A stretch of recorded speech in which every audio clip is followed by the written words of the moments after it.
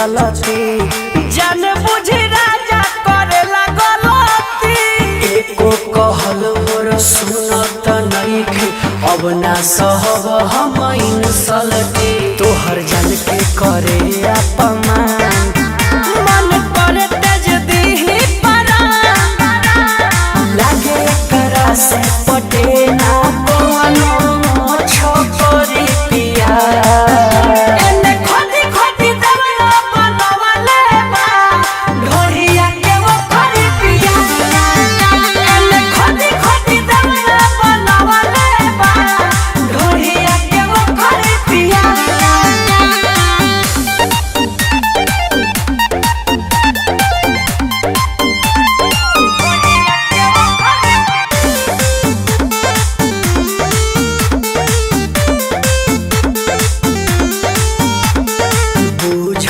हमरो इशारा हो अपना धन पर लगावा पहाड़ा